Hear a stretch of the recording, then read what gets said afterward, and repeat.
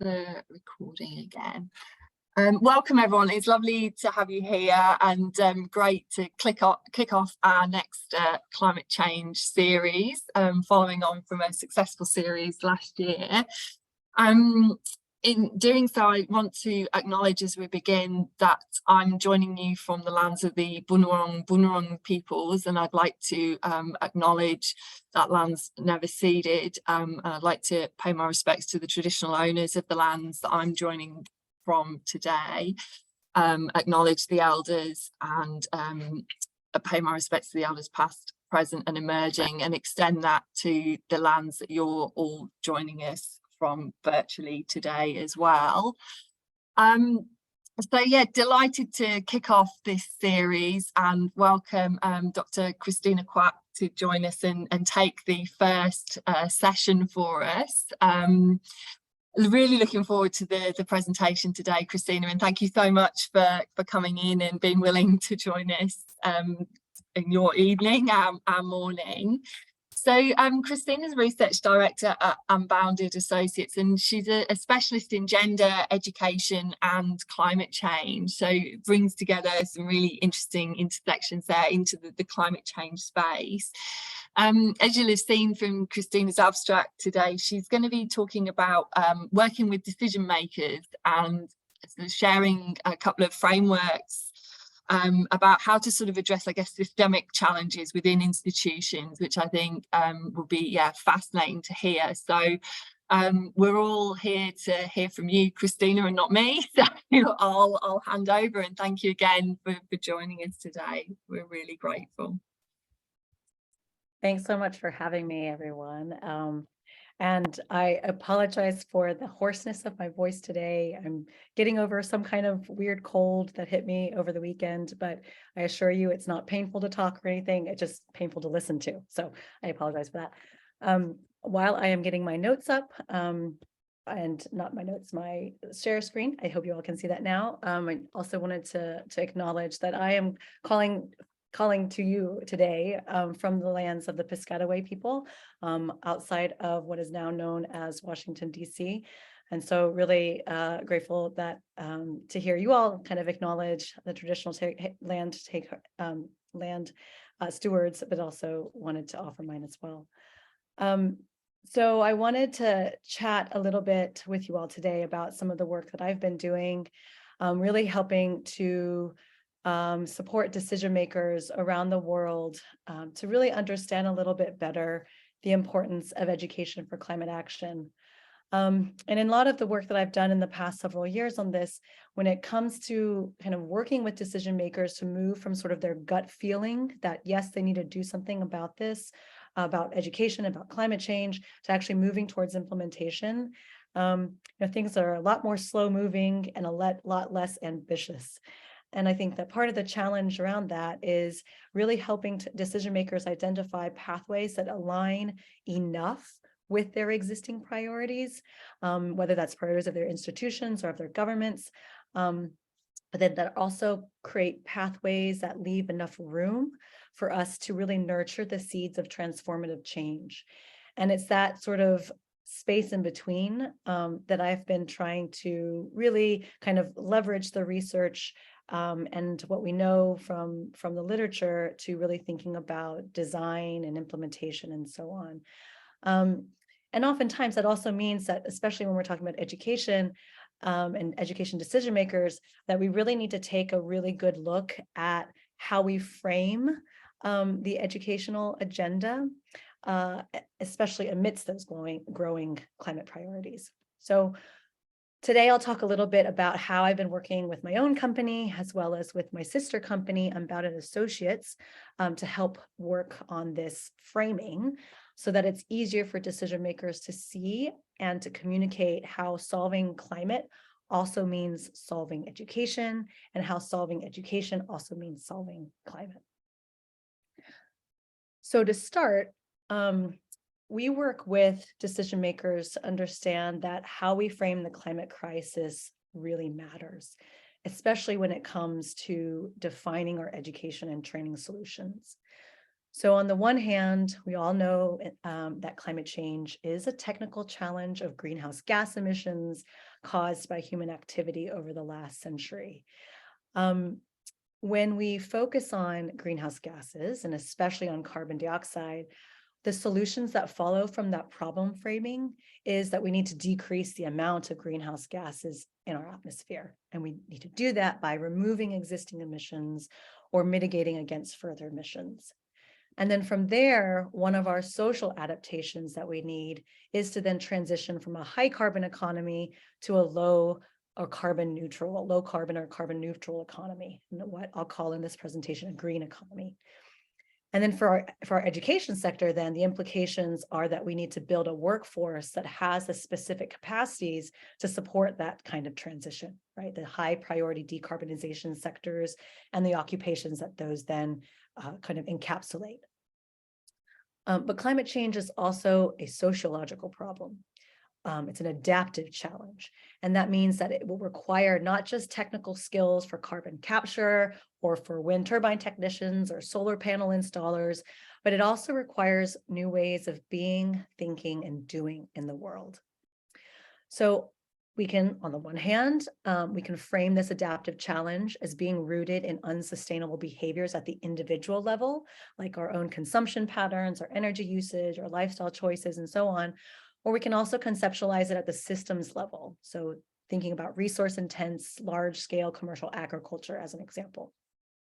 When we think about the role of education then, and especially at the individual level, then our focus is to shift our individual capacities, sort of our generic capacities towards those that can generate more sustainable behaviors, more greener innovations and greener ideas.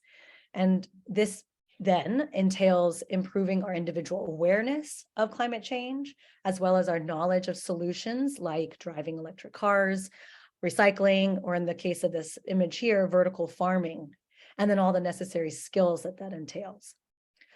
But the adaptive challenge of climate change isn't just a problem of unsustainable behaviors, it's also one of human systems. And so to this effect, if we conceptualize the climate crisis as a symptom of unjust social and economic systems, and that includes our policies at a national level or international level that perpetuate environmental racism, it includes our economies that incentivize extractive and polluting industries. If we conceptualize it as the source of the climate crisis as these unjust social and economic systems, then the role of education expands to developing the transformative capacities of individuals and society to help catalyze broader systems change for both social and climate justice. And so we have to really consider all of these conceptualizations because they're all valid. The climate crisis is a technical challenge. It's also an adaptive challenge. It's an individual and challenge. It's also a systemic challenge. And just as in the climate space, we understand there's no single solution to climate change. In the education sector, we really have to embrace this notion that there's no single educational solution for climate action either. So when leaders like those that are at COP27 right now in Sharm el-Sheikh, Egypt, when they gather together in these closed rooms, open door rooms and everywhere, and really think about sort of the climate strategies that they're trying to promote and push, they're oftentimes focused on really just one aspect of the climate crisis, and that's on the greenhouse gases. And then from there, the pathway of solutions really track along that one pathway of closing the emissions gap. And so in this case, we're focused on closing the gap between our projected levels of greenhouse gas emissions under sort of business as usual that track really high, and then the level of emissions reductions that are needed in order for us to achieve the 1.5 degree target. So again, this is probably where a lot of the discussions are happening in COP27 right now around decarbonization and the transitions to renewable energy and the green economy. But what's unlikely to be pretty dominant at not only COP, but in our own policy discussions is the urgent need to close the education gap. And so this gap is the difference between our levels of climate knowledge, our green skills, our climate consciousness under an education as usual scenario, and then the level that these need to be at in order to achieve our climate mitigation and adaptation goals, as well as the achievement of a just transition or any of our sustainable development goals for that matter. So here on the left are some calculations that I came up with after looking at some global survey data conducted by Plan International last year, highlighting the gaps in climate change education content that young people are reporting to learn in school. And the smallest gap in content is that little green box up at the top. And the smallest gap is in content around learning the impacts of climate change. And in contrast, the biggest gaps are those in the bottom that are really dark maroon, are around teaching how to engage in climate activism, things like the gendered impacts of climate change, and importantly, how to participate in climate policy discussions. And when it comes to education policy gaps that are large scale too, some analysis that I've done on countries' national climate strategies has found also very similar policy gaps when it comes to climate education ambition. And in particular, ambition around strengthening education systems to deliver on climate change education. So this is like ensuring that funding is available to public education systems, ensuring that teachers are trained, ensuring that curriculum is there, right? Just making sure that the system itself can handle the kind of education that we're talking about, as well as other indicators around pervasiveness of climate ambition policy. And whether countries are calling for climate change education to be taught around all subject areas across all levels of education and so on. So I wanted to point these education gaps out, not to say that we shouldn't concern ourselves with closing the emissions gap. Not what I'm trying to say at all, but it's actually quite the contrary. In order to close the emissions gap, we need to close the education gap.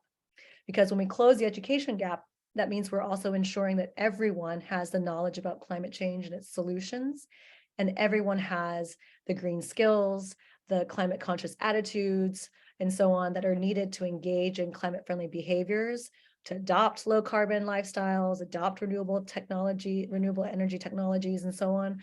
All of these things that we know need to happen in order to close the emissions gap and to draw down greenhouse gas emission levels. So if closing the education gap is the problem, the thing that I've come to try to address through my work is how might we approach this in the adaptive challenge sort of way that this challenge requires, right? The kind of adaptive solutions. What are the kinds of skills that we need to really transform the ways that humans think, behave, and act in this world that doesn't get us trapped further in sort of this techno fix mindset, and that avoids tackling some of the underlying root drivers of the climate crisis. So to help decision makers grapple with these questions, my colleagues and I have tried to really kind of develop different kinds of frameworks depending on our audiences, but different frameworks that could help focus the attention of leaders and decision makers on that more holistic approach to education, both for climate action as well as for climate justice. And so one of the first things we did was we tried to scour the literature to understand what kinds of skills matter in the context of climate change, mitigation, adaptation, and transformation. And we found that there's a lot of people talking about green skills, but they're also talking about green skills in very different ways. So we wondered if we could synthesize these understandings into a framework that could help decision makers see that breadth of green skills, and then therefore design more transformative programming that could build this breadth of green skills, but both in individuals, but for the purpose of transforming broader society. So I'll introduce here one of these frameworks that we've developed, and we like to call this one a new green learning agenda, as a way to help decision makers conceptualize what that breadth of green skills is, and how it can address the climate crisis with the intention of not just achieving climate action, but also climate justice. So it starts from the position that how we frame the problem underlying the climate crisis shapes our educational pathways, right? So that was what I was talking about just earlier. Whether we conceive of it as a technical challenge or as an adaptive challenge, whether we conceive of the source of the problem as an issue of greenhouse gases or as unsustainable human behaviors or as a symptom of unjust social and economic systems. It also takes into account whether the vision of the solution is a just transition to a green economy, the development of more sustainable behaviors, or to the transformation of more equitable systems. And it also allows decision makers to deliberately consider a continuum of green skills that are needed to fuel a green economy and climate justice. So here, I wanted to sort of take a moment to spend a little more time laying out that breadth of green skills, from the specific to the generic and the transformative capacities that you can see in this figure here, that are really required to increase our collective resilience and build adaptive capacity. So as I mentioned, my colleagues and I consulted the literature to understand what kinds of green skills mattered in the context of climate change mitigation, adaptation, and transformation. And what we arrived at was this green skills continuum. So again, we found that people were talking about green skills in all these different ways, but that they were really coalescing around two particular but overlapping paradigms. So I'll break this down a little bit. So on the left side are skills that fell under a green jobs paradigm. And this includes the specific capacities needed to thrive in green jobs in a low carbon green economy. So skills like environmental management, project management, science, technology, engineering, and math, information communication technology, and so on, right? Some very kind of technical skills, or what some might call more hard skills. Then in contrast was another group that discussed green skills in a very different way. So here on the right side are skills for green transformation. And these are the transformative capacities needed to disrupt and to transform the individual and structural factors that exacerbate the climate crisis. So skills like integrative thinking or systems thinking, or the ability to analyze and navigate unequal systems of power, collective action, political agency, and so on. And then shared between these two in the middle, in between these two paradigms, are what we're calling green life skills, or the generic capacities that build quote unquote greener ways of thinking, being, and doing. And so these might be skills that many of you might refer to as soft skills or socio-emotional skills, skills like critical thinking, problem solving, communication, empathy, personal leadership, open-mindedness, and so on. So if we look across this continuum, we can really see that building this breadth of green skills requires all manner of approaches to education. And that it can really help us not only to fuel transitions to a renewable economy or a green economy, but it can build those green lenses through which we can see and view the world in greener, more sustainable ways. But then importantly also really help to build a planetary consciousness that's needed to create new social systems that are in balance with our natural systems. And some of you are probably also noticing that these green skills also kind of overlap a little bit with types of educational institutions, with some of the more technical schools and technical fields congregating along sort of the left-hand column, and perhaps your more liberal arts or general education or social sciences more on the right side. But even though these sort of track that way, I think one of the key points we try to make through our work on a new green learning agenda is that we really have to get education decision makers to move towards framing this crisis in its holistic manner, that we need to, the technical skills as well as the adaptive and transformative skills all at once in every individual. And so we really frame this as sort of, these pathways or this continuum of education solutions that are needed all simultaneously. Perhaps some clear roles for certain kinds of institutions or certain programs, but really importantly, we need not to only pursue one or the other, but recognize that we need all three approaches simultaneously. So another way that we've attempted, this is sort of the second framework that I wanted to present to you all tonight or this morning. Another way we've attempted to get decision makers to understand sort of the climate journey of the education sector is with this continuum. And this continuum, this climate education continuum, also functions to help us harmonize our terminology. Because like the green skills kind of community, we're not always talking about the same thing when we're using these terms, right? And this framework, actually, we developed this framework drawing on insights from the field of girls' education and gender equality in education. So for any of you who might do some intersectional work, I'd be happy to talk a little bit more about sort of that evolution or that genesis for this particular framework. But just to kind of walk you through this now, it starts with education as we know it, which may be the outright teaching of misinformation, like in many contexts here in the United States, such as classrooms using fossil fuel industry endorsed curriculum that, really expounds the benefits of oil in their lessons. Or it could be simply education as we currently know it, in the sense that it ignores the climate crisis or does not attempt to address it, or really silos it into specific scientific sort of inquiry. Sort of the next sort of step, I guess, would be education about climate change. And this recognizes the need to bring climate change into the classroom and perhaps to all subject areas by teaching students about its causes, its impacts, and solutions. So I think what we kind of hear at a global level around, we need mandatory climate change education. We need, to ensure that students are learning about the climate crisis. Oftentimes those discourses really focus on this sort of manifestation of climate change education. And then sometimes you get sort of the next step, and that's education for climate action, which attempts to link that knowledge around climate science or the climate change to action.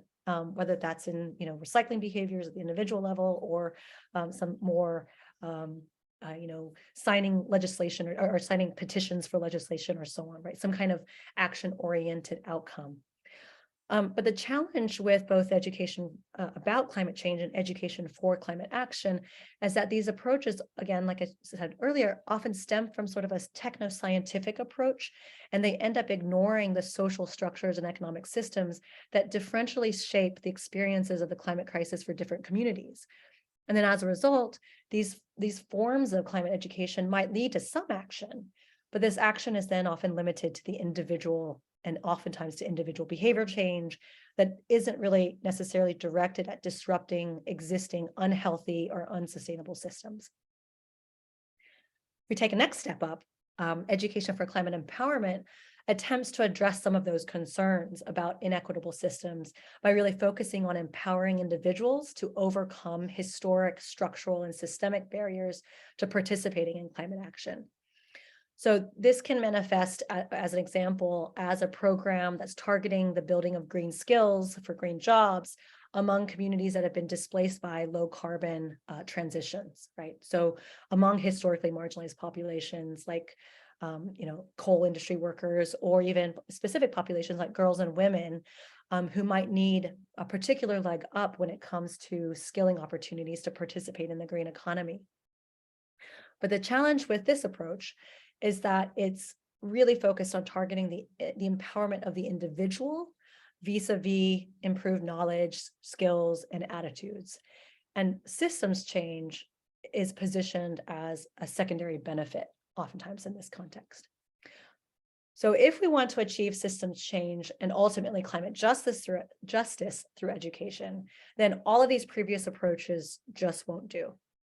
And this is because they're not targeted enough at transgressing the legacies of patriarchy, genocide, colonialism, racism, extractive capitalism, and all of those, systems of injustice that have placed Indigenous populations, communities of color, the poor, girls and women, and others in conditions of climate vulnerability.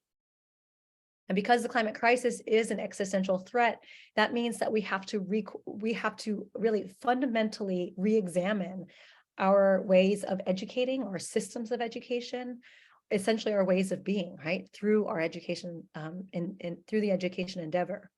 And so this really includes interrogating the incompatibility of sustainability and education as we know it, and oftentimes the complicit role that education institutions play in perpetuating the values of extractive capitalism.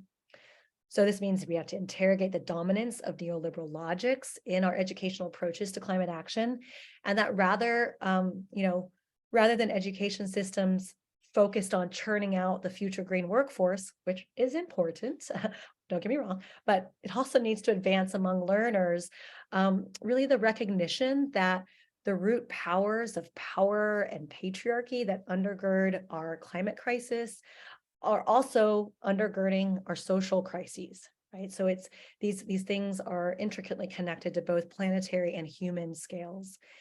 And so such a call to action would then seek to shift our attention from changing the individual or empowering the individual alone to really changing systems. So also thinking about how this particular framework overlaps with our new green learning agenda, these latter three approaches to climate education really function to push forward more transformative social change, especially if that intentionality is really behind it. So what does this look like in practice? I wanted to just kind of offer a few examples of some ongoing work that myself and my colleagues at Unbounded Associates, as well as my own company, have been working on trying to help decision makers, help support stakeholders, translate a new green learning agenda and this sort of climate education continuum for audiences, both in or across the youth workforce sort of sectors, national ministries of education, as well as formal and non-formal education spaces. And then we can close for any discussion after that. So this first example was really focused on trying to target again, sort of your workforce development practitioners and the decision makers that really are behind a lot of those initiatives. And with this, we worked with Chemonics International to really build a set of guidelines for the international development community, and in particular the workforce development community, to center sort of this green perspective, not only in green skills, but then this broader breadth of green skills for youth in the green economy. And so we interviewed a range of youth ecopreneurs from around the world to hear their perspective on the skills that were most important to them, as well as aligning that with our green skills framework, to really kind of understand how we could push workforce development decision makers to think beyond just like, what are the climate smart agricultural techniques that need to be taught, or what are the specific nature-based solutions that need to be taught, to really thinking much more broadly to some of the more transferable life skills and green skills like problem solving and adaptability, as well as some of those more transformative green skills like a focus on justice, equity, and diversity, or even things like that are more technical in nature in terms of the ability to run workshops, but have transformative ends like engaging stakeholders in strategic planning and building collective action that then can enable their transition to the green economy on their own terms. So, we were thinking in this context that transitions to the workforce are not just, from non-green livelihoods into green ones, but really kind of how do we transform the workforce development sector to see all jobs as green jobs, and really building those breadth of green skills. Then in this particular example, we worked with the Commonwealth of Learning to also engage with education stakeholders who typically don't see themselves as climate stakeholders. So in this case, it was working with ministries and ministers of education. And here the task of this project was really working on shifting their perceptions that climate change is just a technical challenge of greenhouse gases, to helping them to see how climate change is an adaptive problem in which the education sector not only has a large stake in, but also a critically large role to play when it comes to sort of being the climate adaptation solutions sector that it can be, as well as, thinking not only about the innovations that it can generate, but really the skills and the knowledge and the communities that can be behind that. And then finally, with this particular example, we worked with Plan International to support adolescent youth and education decision makers in formal and non-formal education programming contexts to shift from seeing climate empowerment initiatives as an issue of individual behavioral change, to really thinking about that broader collective action. And then as a result, build those transformative green skills amongst young people. So really thinking about, political agency and recognizing how unequal relations of power can really shape our systems as well as our decision-making systems. So I'll go ahead and cut that one off, and we'll just kind of wrap up, and then we can go to discussion. So just again, to flash this particular framework up for you all, again, so as a heuristic, this new Green Learning Agenda framework was, and as well as the climate education continuum, is really developed to help decision makers gauge kind of where they are, whether that's in this sort of Green Learning Agenda pathways, or thinking about climate education approaches, towards really thinking about how do we approach this in a more holistic way? How do we orient our approaches towards enabling climate action and achieving climate justice?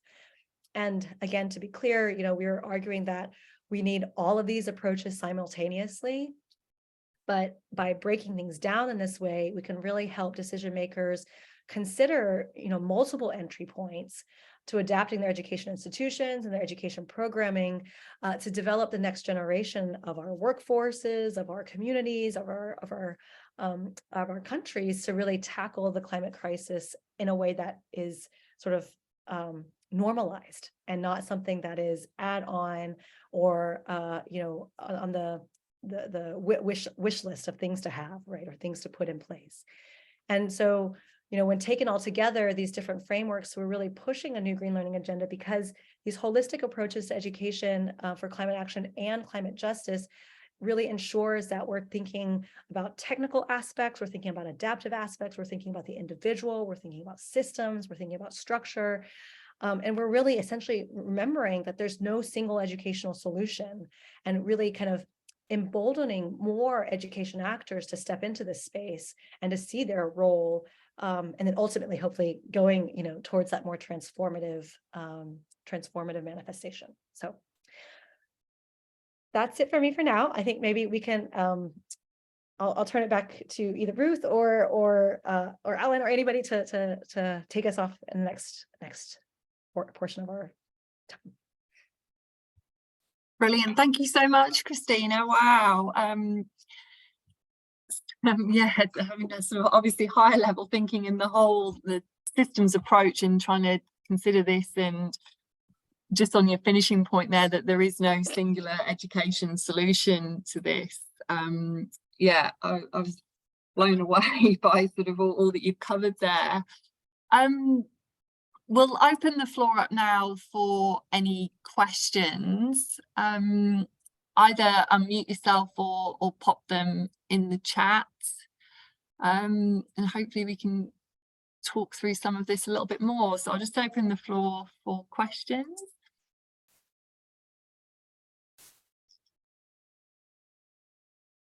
If it's okay, I'll jump in. I was really interested in the part where you were talking about the green life skills, and that some of those were the social emotional skills.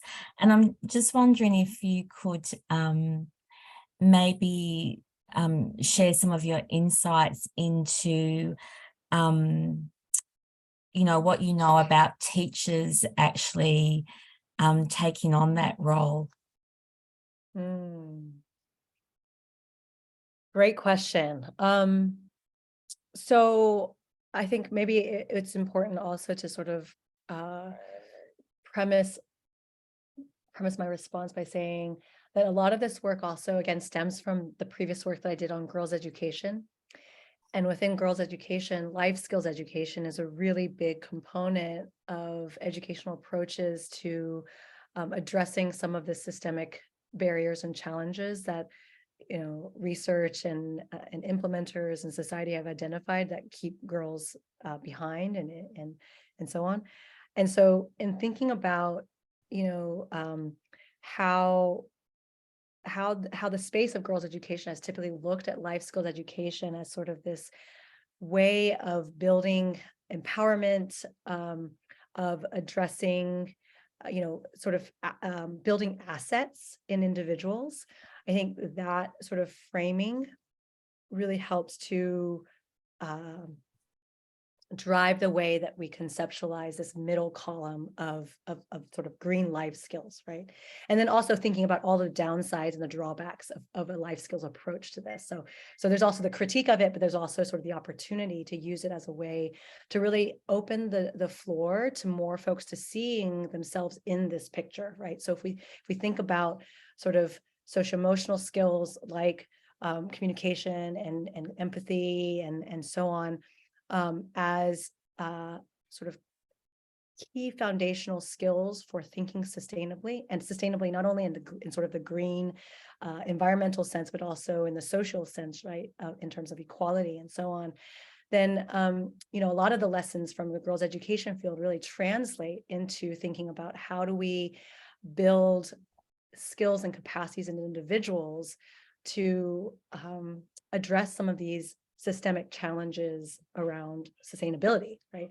So I think I wanted to sort of premise that, or like offer that background as a way to look at sort of this notion of transferability, transversality, like transversal skills, soft skills, and really kind of help education decision makers see that there is still a space for the social emotional learning agenda, that is absolutely critical to a green learning agenda, right? It's not that they are separate or that they are to be addressed through other kinds of pedagogical approaches, but that they are all sort of intertwined in the same sense that achieving gender equality is absolutely necessary to achieve climate justice and absolutely necessary to achieve climate action, right? So I want to hopefully that provides a little bit of context in terms of the green life skills sort of pillar or overlap in the green life skills framework. But then how are teachers using this in the classroom, or how are they taking this up? And it's kind of hard to say at the moment, but I mean, especially in terms of in a more causal kind of form, but I'll make my remarks drawing on what I've seen teachers do that already kind of overlap with this approach. And that's in thinking about, how do we build empathy in learners around the differential impacts of climate change on different communities around the world, or in our own, in our own community even, or how do we build communication skills that can allow us to effectively articulate what the underlying problems of the climate crisis are to audiences that might not understand what those might be, right? So what I'm getting at is that teachers already who are focusing on a socio-emotional agenda or building socio-emotional learning in their classrooms already have sort of a leg up when it comes to integrating sort of this green life skills approach, because ultimately this green life skills approach means that we're orienting communication, we're orienting problem solving, we're orienting empathy towards these sustainability issues, both in the environmental sense and in the social sense. So I think, we try to do that as well in our curriculum development activities, where we intentionally build in sort of the emotional and the affective aspects of understanding the climate crisis into our curricular materials, so that teachers have a very clear entry point to doing so in the classroom. But I think we see that already in many cases, especially with teachers that are more in tuned with leveraging the social emotional learning with climate learning. I'm not sure if I answered your question. I feel like now I'm like a little blabbering, but hopefully that provides some context. Yeah, that was great. Thanks, Christina. Yeah.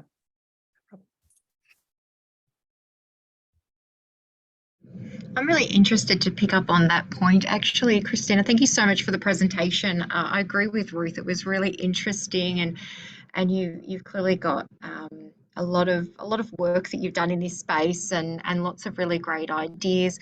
And I was thinking about, as you were talking, and particularly talking just then, I was thinking about the barriers that you've noticed to sustaining these practices, implementing and sustaining these practices, say in a school setting. So I'm thinking in particular more vulnerable schools who these schools and communities and families, teachers who are just surviving day to day, so to be able to implement these sorts of practices and aspire to, transform practice and thrive in the face of climate change and emissions. And so I'm interested in what sort of barriers you've come across in terms of implementation and sustainability and how that might relate to more disadvantaged communities or schools. Yeah, no, that's a really, really important point. And I think there's a couple of ways that I would respond to that. So one of them is, especially in historically disadvantaged or historically marginalized communities, is ensuring that there are, continuity of learning plans in place in the event of a climate-related disruption, because by definition, many of these historically marginalized communities are at greater risk and vulnerability to experiencing climate hazards and the impacts that those have, right? So ensuring that there's some sort of continuity of learning plan in place is vital to kind of ensuring that there's less of an impact and less of an educational disruption on their ability to integrate these into learning in the first place, right? So that's like kind of one area of response. But then when it comes to responding to other kinds of barriers, I mean, I can give you some examples in the US context where teachers, especially in sort of more traditionally traditionally conservative communities, just don't even want to teach climate change to begin with for fear of the reactions that parents might have, or that and this is even assuming the teacher wants to teach this, right? So not addressing sort of pre-existing sort of ideological concerns that some teachers might have to bring this into the classrooms. But assuming we're talking about teachers who want to do this, thinking about those sort of political barriers that sort of prevent them from being able to do so. Again, as an example, in 2013 or so, I think 2013, the US passed these, standards. We have a decentralized education system, so states have the ultimate decision on whether or not these standards are what drive learning in their states. But it essentially laid out, teach climate change, teach the human impact, human causes of climate change, teach all this. But because of the political barriers, this is there's just no chance to get it started in the first place. So I think that's another set of barriers, right? And then there's perhaps barriers that individual teachers themselves face in terms of confidence, confidence to really integrate some of this material, especially those that feel like they might not have the sufficient training or the technical background to talk about these issues. Really the space to, the space to give it the kind of adequate attention that it needs. And I think those kinds of barriers can be addressed through like NGO support, by providing open access training for teachers that can also be integrated into continuing professional development accreditation schemes, providing resource hubs that teachers can easily navigate to and navigate through to find ways to connect it to their subject area, lesson plans, all these kinds of things. So I feel like, there's different kinds of barriers. And although I'm missing your point about sort of those communities that are really especially experiencing the impacts. And I think in some of those cases too, some of the things that we've been trying to promote is to leverage those very issues, using, for example, climate risk assessment mapping exercises in their communities to highlight for learners the very real and immediate impacts that climate change is having, and then using that as a way of sort of project-based, problem-based learning that is service-oriented and action-oriented and results in some kind of, steps that are aimed at decreasing the, vulnerabilities and decreasing those inequities that have driven their driven the differential impacts that they're facing. So, I think I'm feeling like I'm blabbering now, but, I think it really depends on sort of the types of barriers that we're talking about, and then how, how educational resources and educational networks can really help to empower teachers that really understand the importance of addressing these in their classrooms, but lack the resources, the time, the confidence, and so on to do so. No, that's But feel free to jump in really again if I missed no, it. no, no, that's really helpful because, when you were talking as well, I was thinking about parents as well, because you named quite a few barriers that we come across in our research, but I think parents as well, and how much parents are willing to practice these practices at home and reinforce these ideas and support these ideas, and what are the messages coming from home, and how does that then impact how children are engaging with the material, and then the confidence of teachers to be able to hold this up as something that's important and worthy of time in the face of parents, and because parents have a big impact on school culture as well, and the initiatives of schools too. So I think that's another interesting space that we're finding in our work, that likely parents as part of the school community that we need to think about. Yeah, and then there's, and I saw, Mark, you had your hand up. If I could just offer one more response to this particular point, one of the projects that we're working on right now is also working with a international kind of girls' education organization in Eastern Africa. And we're helping them to develop this curriculum that is essentially a climate smart agriculture kind of oriented curriculum, but it's all about sort of bringing the opportunity to discuss climate justice issues, to discuss the immediate impacts that communities that have been affected by drought and by flooding, and on top of that, poverty and gender inequality, and like bringing space in classrooms to address those topics, to learn about those topics and identify solutions to those topics. And these are extremely resource limited and resource constrained learning environments.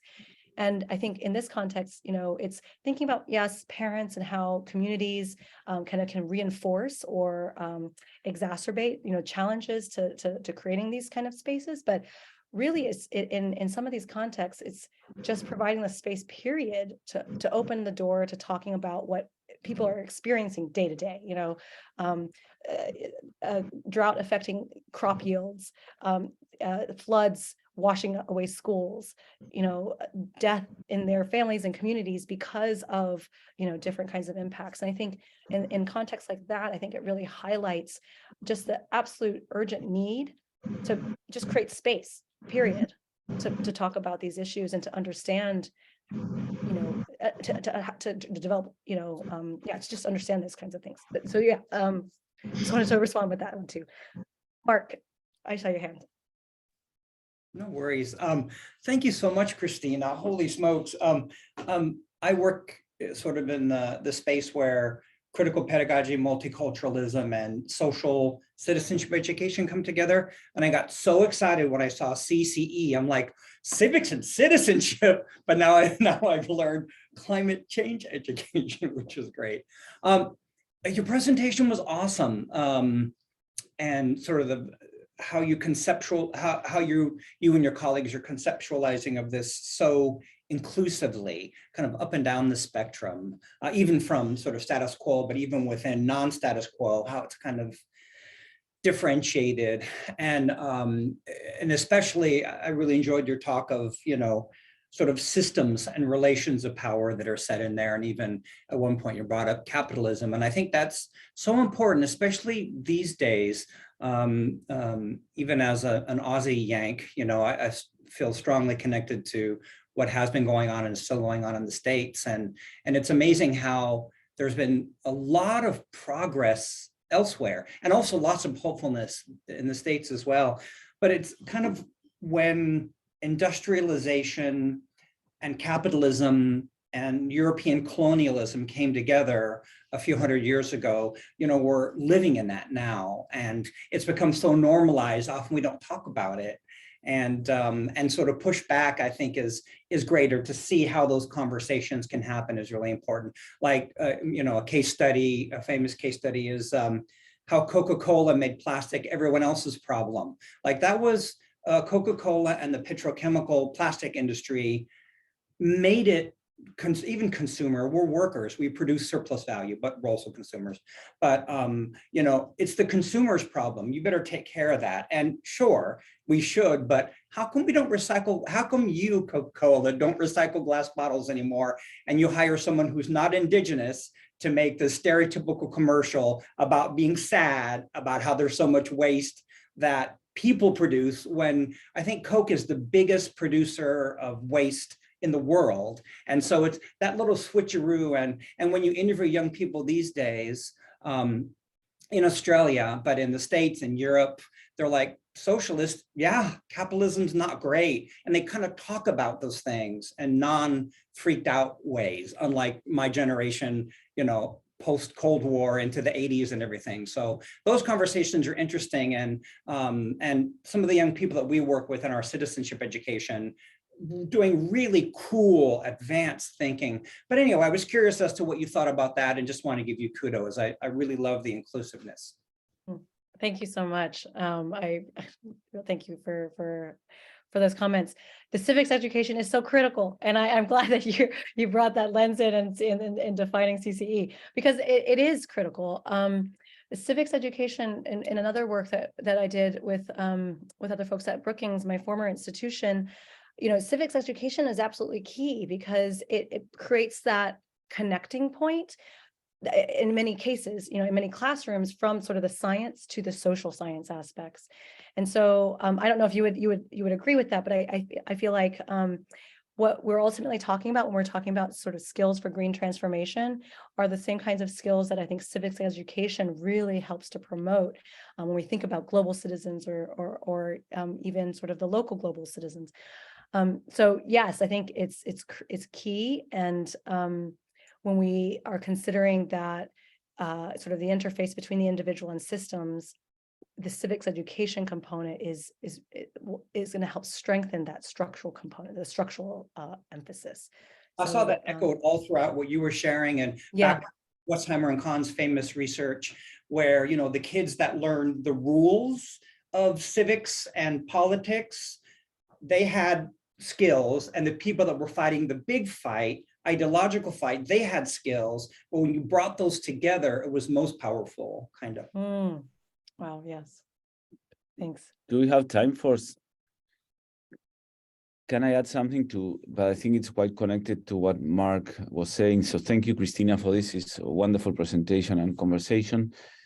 I was really impressed when you were presenting that slide about closing the education gap, and again, following on Mark, I'm also come from the citizenship and global citizenship education side of things, and I found it really interesting how most of the gaps were on participation, and then when you were talking about the skills, you know, this distinction between the technical challenge and the more kind of behavioral challenge. But what I found, and going back to the origins of your talk, that was about talking to or connecting with decision makers, I was thinking that there's a few words there that you don't use, and it's fine that you don't use, but I'm wondering, because when you look at things like, for example, changing our attitudes towards indigenous knowledge and communities, or I mean, there's a lot of the things that you mentioned there that we could very easily describe as values,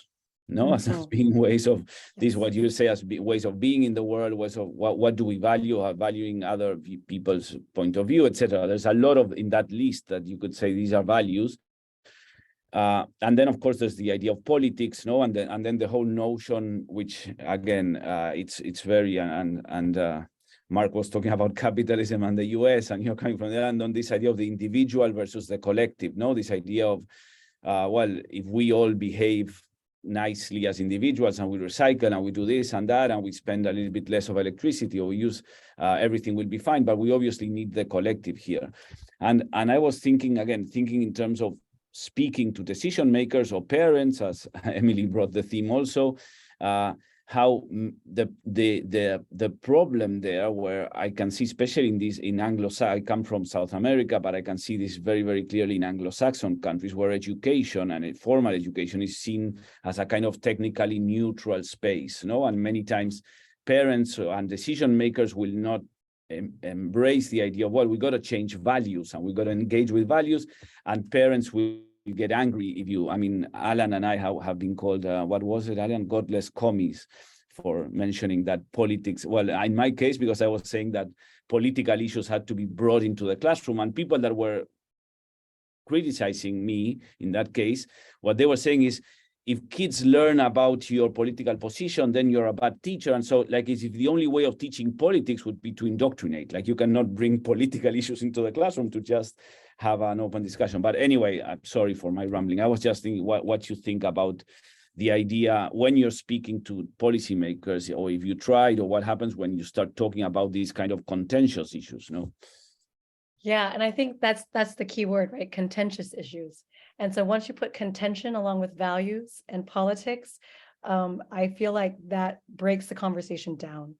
And even when you just when you were speaking, it reminded me of the new it's a long policy name, but Alan, you might be familiar with this, just having just come back from the UK.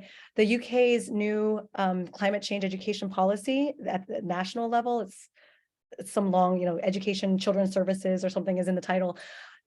I remember looking at the draft, and it intentionally had a paragraph in there that said, no political discussions, or something that would, essentially what it said was, teachers cannot indoctrinate their students, as though the only way you could talk about political issues or politics is to indoctrinate, just exactly like you were saying, right?